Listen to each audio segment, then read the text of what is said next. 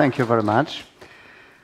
The critical systems is something that we will be very familiar in the area of security very soon, because in all the countries that are members of European Union, the NIS directive is during the process of practical implementation.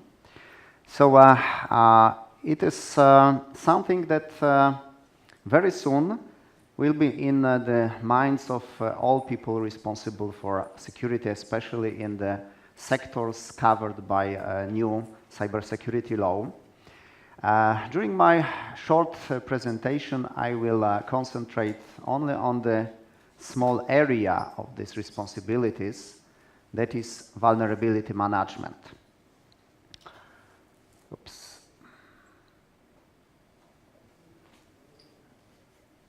Where we have critical systems.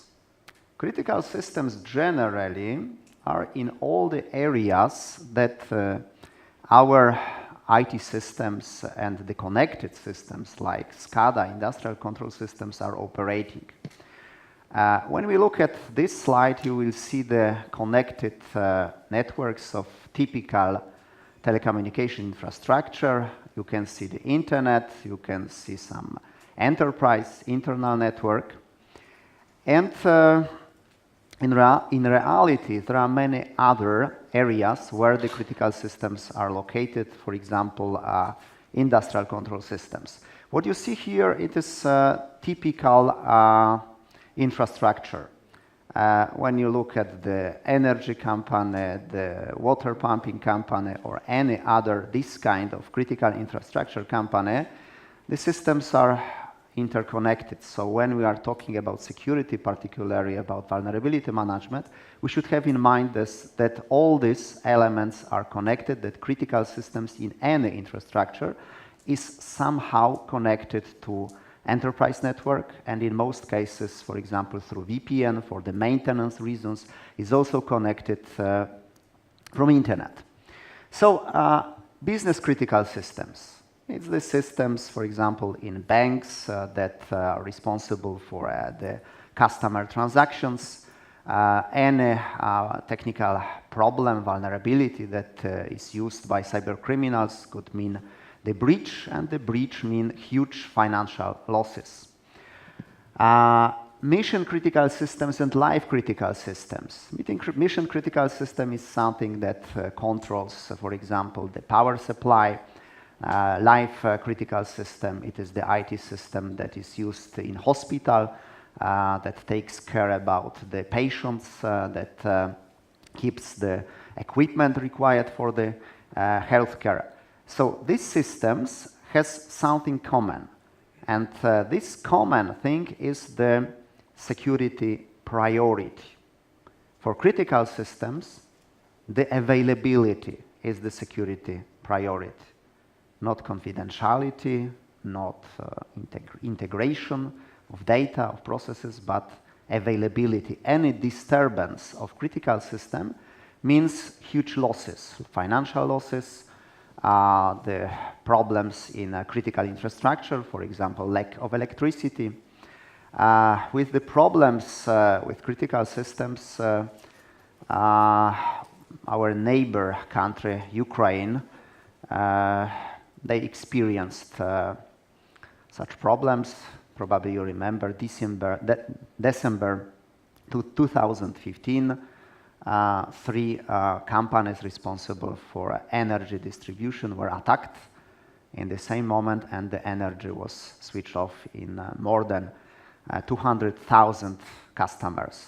It was severe consequences, and critical systems is something that requires from us, not only because of the new cybersecurity law, that we have the obligation to take care about critical systems, the law obligation, but also it is the common sense.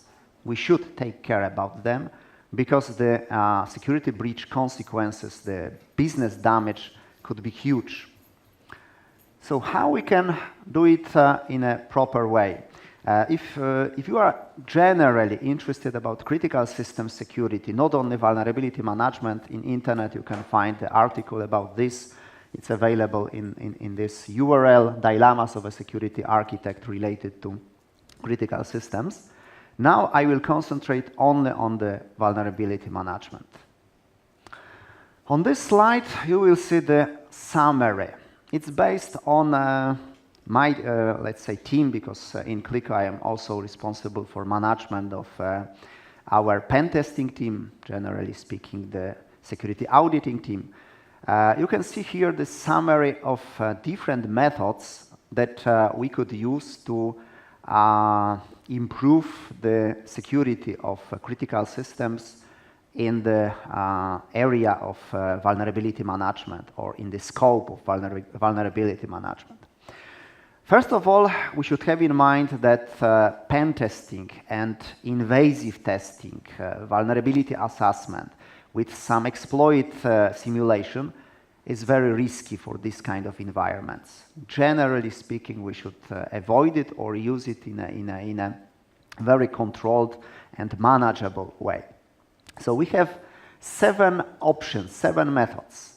First, full vulnerability scanning of the systems connected to critical systems. Because when you look at, for example, the incident in Ukraine, in the energy sector, first the attack was targeted at the systems. It was enterprise network, business network, connected to SCADA, connected to industrial control systems.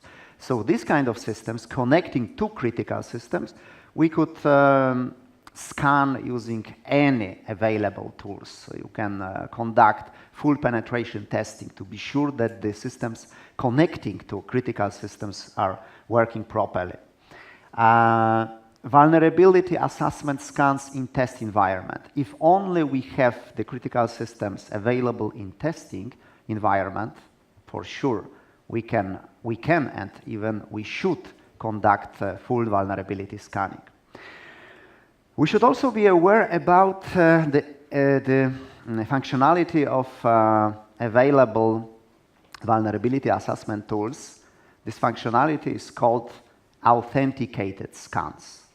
Authenticated scan means that in a very safe way, the scanner can connect to the system, can log into the system using the administrator credentials, and could internally verify the patches, verify the software versions, and from internally can discover a lot of vulnerabilities and inform us that this system requires installation of such patches, changes in the configuration, and so on. Soft vulnerability scanning of critical systems. During my presentation, I will explain you the functionality of Rapid7 Nexpose. There are dedicated templates for SCADA, very soft, very polite scanning. Social tests of users.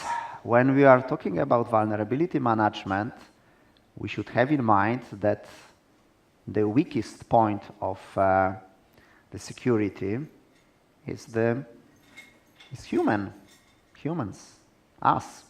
So also the operators of critical systems, the users of critical systems should be under the control, and social testing, it is something that is, I think, the most efficient way to verify if the operators of critical systems are aware about threats, risks, and so on. Threat modeling to find weaknesses in the security design. There are dedicated solutions. They are called network modeling and risk scoring. I will present you the example of such tool that's called SecureVisio. And using SecureVisio, you can, without any risk for the disruption of critical systems, you could conduct the simulation of attacks, simulation of failures, and you can also conduct business impact. The damage impact could be measured. What would happen if, for example, this device would be broken? What would happen if this vulnerability would be exploited, would be used to achieve the security breach? And if possible, automate vulnerability management with the business impact analysis to immediately, when we manage vulnerabilities, we should see what would be the business impact. Because in most cases, there are many vulnerabilities, and we should focus on the vulnerabilities that are not only important because of technical. There is the parameter called CVSS score. It means that the technical criticality is high, but also the business impact.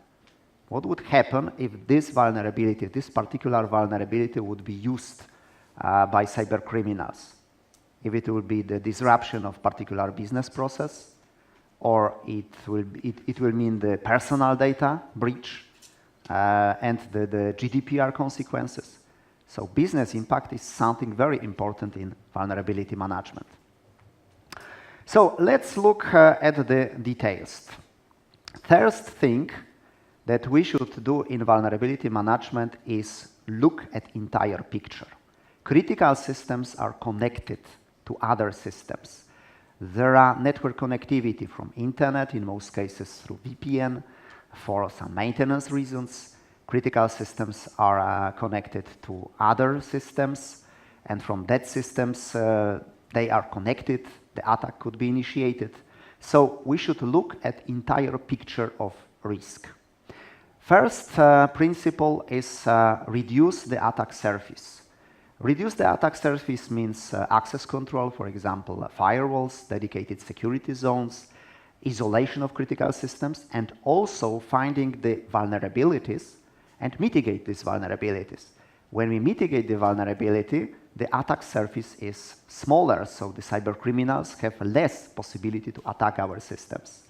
So when we in a proper way organize the network security, when we create the dedicated zones, when we isolate critical systems, when we implement appropriate layers of safeguards, then we should conduct full vulnerability assessment, especially from internet.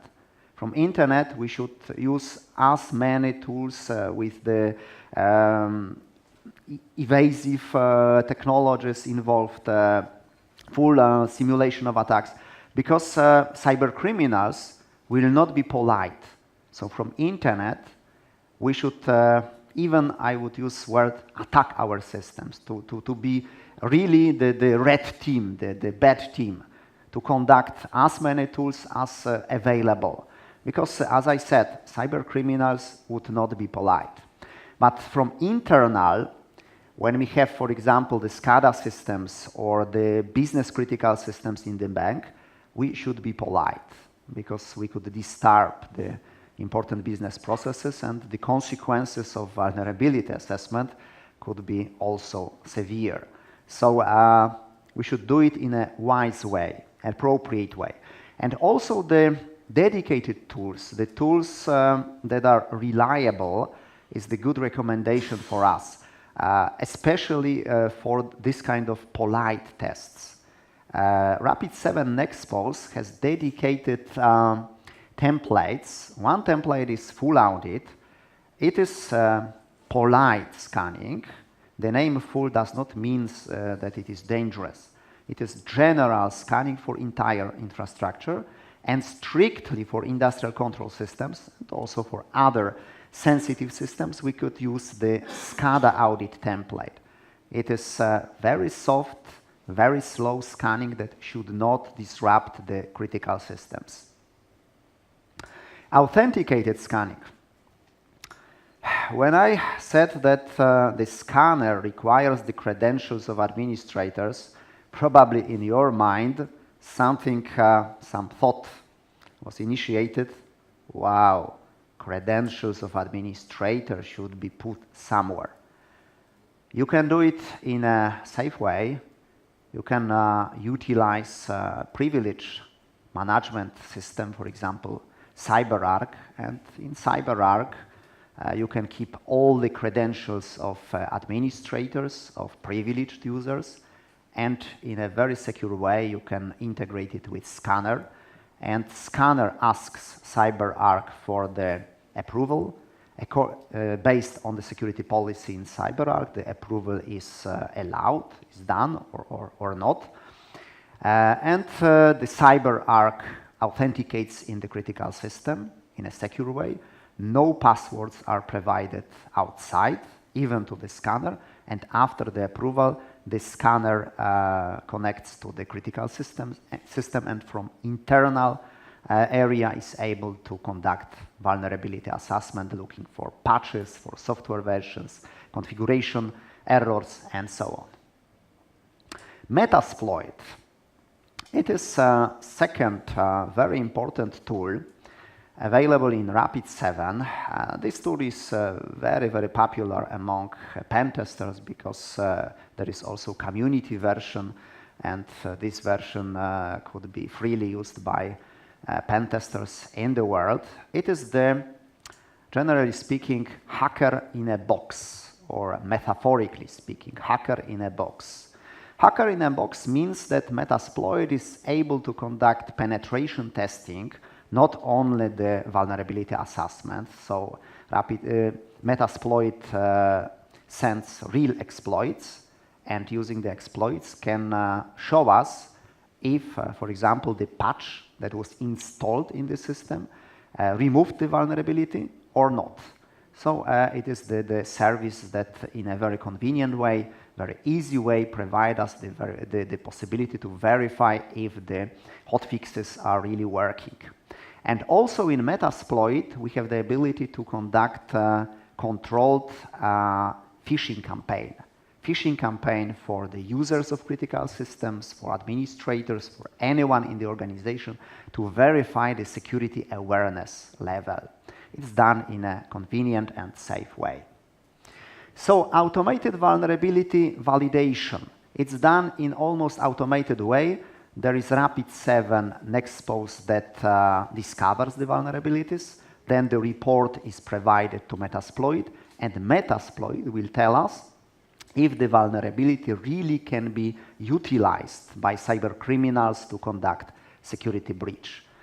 It is, as I said, done in a very convenient, controlled way, almost automated. Metasploit is considered to be one of the most efficient tools in the hands of pen testers. So it can be automated. So for typical administrator, it can be done in a very easy, simple way, just to verify if the vulnerabilities could be exploited practically. And in the hands of experienced pen tester, they can conduct very advanced, almost the campaign similar to advanced persistent threat, that the professionals are trying to hack our critical systems. So, of course, in a controlled way, approved way, the pen testers could show us if our safeguards are really effective, or there is the possibility for cyber criminals, the professionals, to overcome, to bypass our safeguards. It's done through some evasion techniques, some pivoting techniques embedded or available in Metasploit. Huge advantage of Rapid7 is the community cooperation. For many, many years, the tools of Rapid7, the basic versions of Nexpose and Metasploit, are available for community, and a lot of new exploits are elaborated by the community. And they are available for everybody, also, of course, for the customers of Rapid7. It's a huge advantage.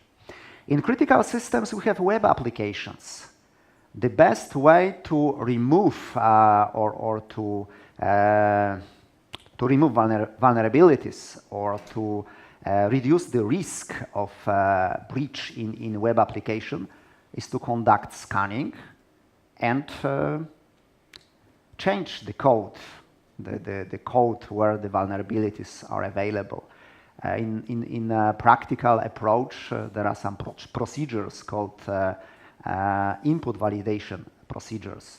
And AppSpider, another tool of Rapid7, is one of the most recognized tools that could be used to automatically verify the application in scope of vulnerabilities at the application layer. I mean cross-site scripting vulnerabilities, SQL injection, cross-site request forgery, typical application level vulnerabilities in web applications. It is a dedicated tool that could be used for this purpose. You can also integrate the scanner with the web application firewall, for example, with Imperva, the most recognized web application firewall. Some people say that it is the king of web application in the world of web application firewalls for many, many years by Gartner or in Gartner Magic Quadrant reports #1 in the web application firewall market.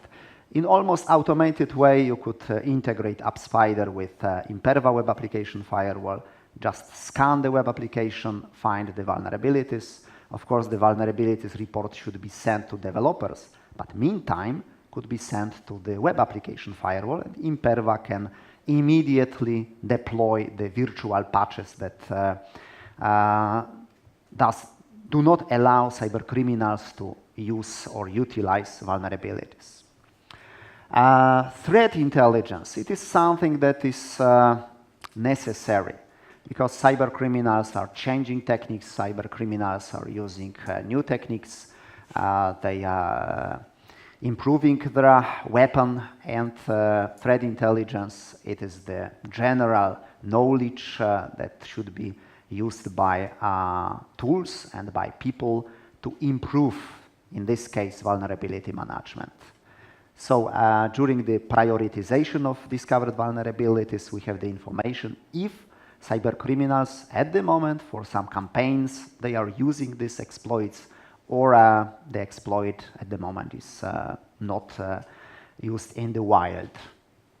Remediation by prioritization, it is the technical prioritization. I will also tell you something about the business prioritization that could be implemented in Rapid7. Business prioritization means that people responsible for vulnerability management, they are aware about business damage, potential business damage, because normally we conduct, generally speaking, security management in the technical area. You see at every presentation at this conference risk, but this risk is only the technical risk. It is not real risk, because all these tools presented at this conference do not understand business processes. They do not understand the personal data requirements. So on the slides, you see the risk name, but it is not real risk. It is the threat. Risk always means the business impact. When you look at the standards, for example, ISO 27005 or any standards related to risk management, risk is always associated with business impact.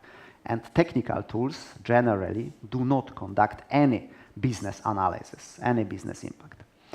Remediation projects, so you can create some kind of workflow for people responsible for patching the vulnerable systems. Visibility, a lot of reports, a lot of dashboards, very useful, that can provide you the statistics, that can show you the areas where the vulnerable applications are available. You can look at these statistics from the point of view of critical systems as well. And the business impact analysis. Very smoothly, you can integrate Rapid7 tools with GRC. In this slide, you have the example of SecureVisio, very popular in our region, GRC system, real-time GRC system, and extremely easy to implement. So when you manage vulnerabilities, for example, you have the report of 100, let's say, critical vulnerabilities, critical in the technical area. So you can immediately focus on the most important because you see the business impact. You have the playbook for vulnerabilities, and in the playbook that suggests you appropriate hotfixes, for example, also you see the business impact. In this case, you see that if this particular vulnerability would be used by cyber criminals, the business impact would be loss of reputation for the company and disruption of important business process. This process is SCADA. So it's used for management of industrial equipment.